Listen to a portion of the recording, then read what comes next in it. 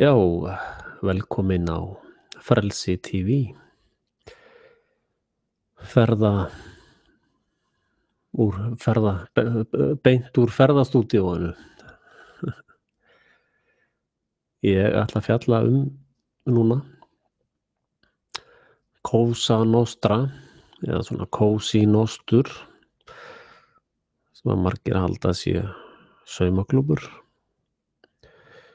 Svona fólk í einhverju Cozy Nostri. En Cosa Nostra þýðir mafía. Það er annað orð yfir mafíu. Og mafía þýðir Mazzini, leyfir morð og bruna, svona lauslega þýtt. Og Mazzini var svona bossinn á þeim tíma þegar mafían var fundin upp hálfpartinn. En mafía er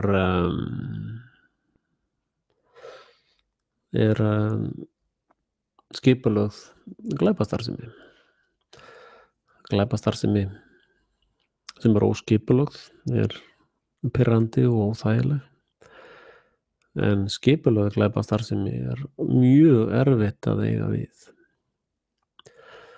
Og síðan eins og Ísland í dag, þá erum við með skipulagða glæpastarfsemi á sterum. Og þá erum við fann að tala fyrirbæri eins og fasisma sem kallað fasisma og kommunisma eða það skiptir ekki máli hvað fyrirbærið heitir. Það eru strúktúrin, það eru glæpaverkin, ofbeldisverkin og fórnarlömbin sem eru sammerkt í öllu þessu. Og ég fjallaði þetta eins á liveinu síðast. Og eitt sem að ég var að tala í síðasta live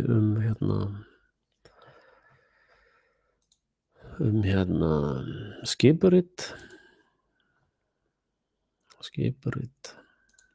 mafíu eða svona beinagrindina því hvernig mafía er búin til. Og hún lítur út einhvern veginn svona. Það er bossinn og undirboss eða aðstoðarráðandi. Síðan þessi consiglieri og síðan eru kappófanir og síðan fótgönguliðarnir og samstarfsaðilar. Og þeir sem eru mafjósar, þetta eru bossar, mafíubossar. Þið sjáu, þetta er fólk, bara svona venjulegt fólk. Þetta er engar geimverur eða neitt slíkt. Þetta er bara manneskjur sem eljast þetta sem við bíómyndirnar en hægt að horfa á Godfather til þess að læra hvernig þetta er framkvæmt. Og hérna er svona mafíósa fundur eins og Bilderberger. Og ég fjallaði kost dauðans. Þeir tala í merkjamáli. Þeir segja aldrei þennan mann verður að drepa. Heldur kissa þeir hann. Og þá skilja aðstoðamennir, andibossin og kappófanir skilja hvað er í gangi. Og ég er með samsæriskenningu það hver er bossinn í íslensku mafíunni sem að kynnir sig sem valdstjórnin. Og bossinn í íslensku mafíunni er að öllum líkindum Ólafur Ragnar Grímsson.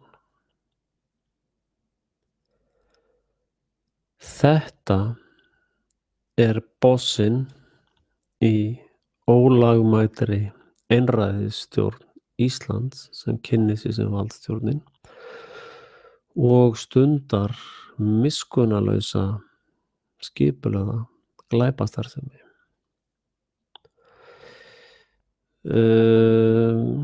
Eitt sem að þessi tegunda mafíu stundar að fela hlutinni í augsýn, eða sem sagt hiding in plain sight.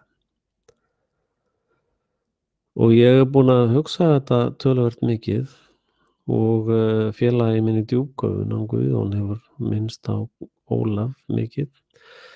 Ég reyndar það hefur hugsanlega haft einhver áhrif á mig, en ég kom að þessari niðurstöðu eftir öðrum leiðum heldur en okkar samræðum. Og það hafði mest áhrif á mig þetta fyrirbæri sem að við köllum að fela hlutina beint fyrir framan nefið á þér, eða fela hlutina í augsýn.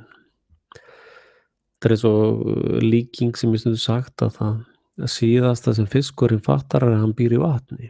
Það er einhvern veginn bara svona hluti af hans veru. Og sama er með Ólaf Ragnar Grímsson. Það síðasta sem fólki dettur í hug er að hann sé prima motus í þessari glæpastarfsemi sem er í gangi. Og eins og áður þá vona ég sannarlega ég hafi rangt fyrir mér allt og við búum bara í yndislegum heimi þar sem allir eru góðir við alla og ekkert vondir í gangi. En hins vegar eru ákveðna blákalda staðreyndir sem við þurfum að horfast í augu við, er að Ólafur Ragnar er að hitta þekkta glæpa fyrirbæri eins og Goldman Sachs og hann er svona bara í furðulegum hringjum sem að maður botnar ekkert í. Hann er giftur inn í svæsnustu glæpasamtök heimsins sem eru Snató eða Snató dæmið. Ég ætla ekki að útskýra það í þérna hvað það er, en það er þekkt líka í svona mafíustarfsemi að þar giftist fólk eftir völdum, eftir þess að já, það er þannig sem að fólk giftist eða þetta er kallað the family, þetta er svona fjölskyldubusinessin og fólk tengist blóðböndum með þessum hætti og þá spyr maður sig væntanlega hver er underboss og ég held að hann sé Davíð Oddsson og kappóarnir eru náttúrulega dæmi eitt kappóa er Kári í Íslenska erfðagreiningu.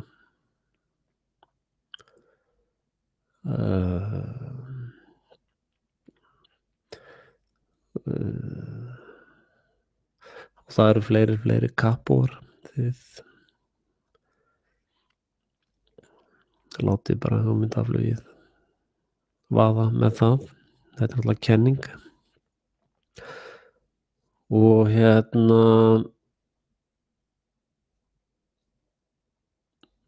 það er þetta reyndar er blandað með þetta er grunnskipuritið og síðan tengja þeir inn í þetta alls konar meitlara vesen og alls konar annað dæmi. Hérna er líka kappó er fólk á RÚV. Það er fólk á RÚV sem eru kappóar og þeir eru ekki mikið sýnilegir sko.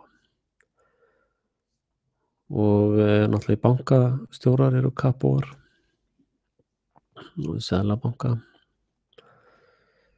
Seðlabanka lið er kappóar eða underboss, en sko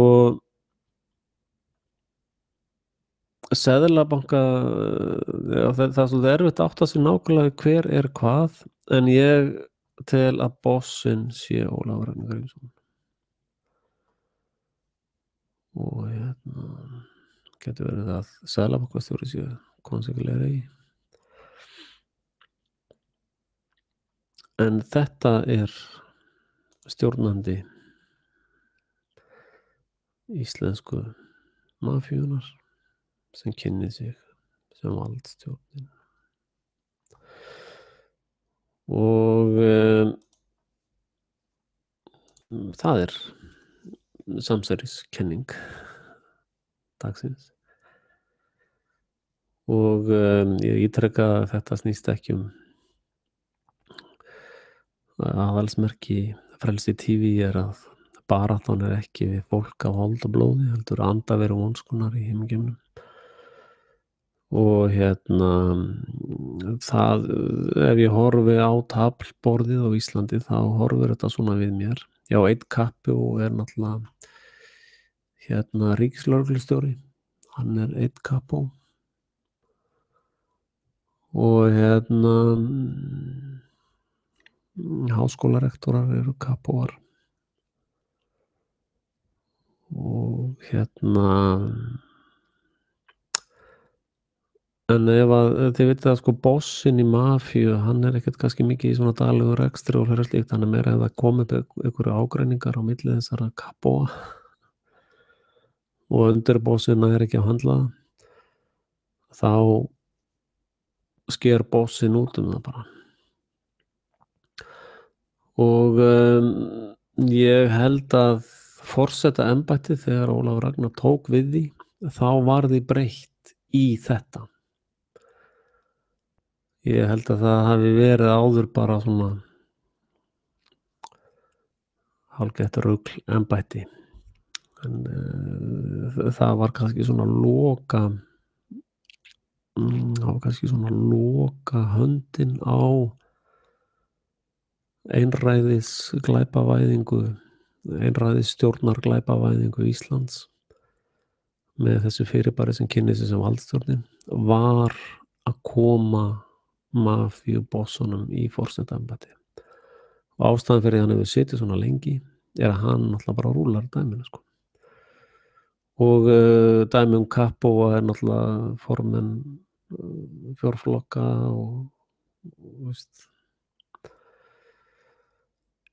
þetta er bossinn sem sker úr mál, og það er nú almennt svona í réttarfars hugmyndum, þá er það bossinn sem ber ábyrgð á operationinni og þeir fá yfirleitt þyngstu dómana. Og þótt að þeir vinna ekki neina skítverk.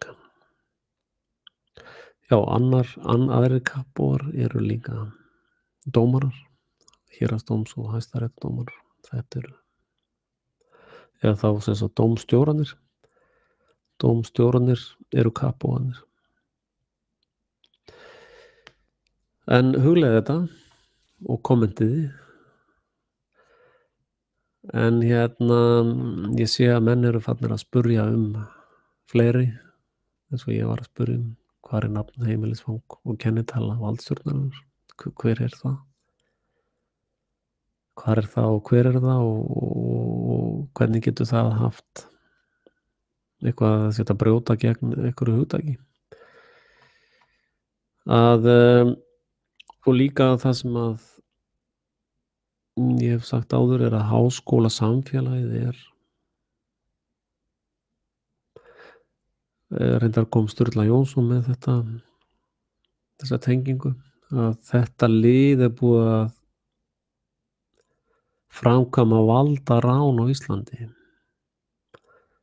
ólögmætt valdarán, og mikið unnið í gegnum kappóana í háskólasamfélaginu.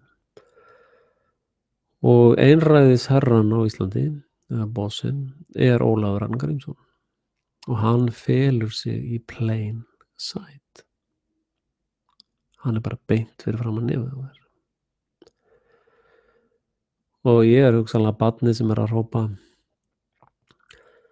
nei, keisarinn ekki í neinum fötum.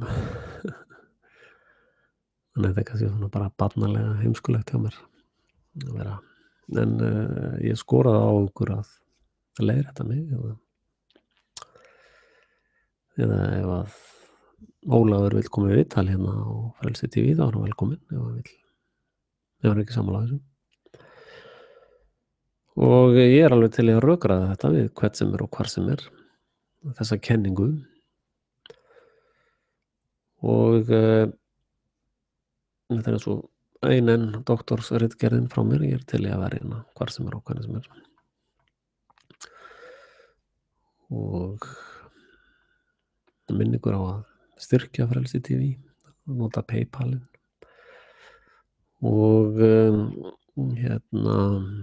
og endilega dreifið rásinni. Ég sit núna vídeóin á frelsitv.com þannig að vinsalega dreifið þeim link og það erum að vona á stutt seríum núna alls konar málefni. Takk fyrir komuna og verið sæl.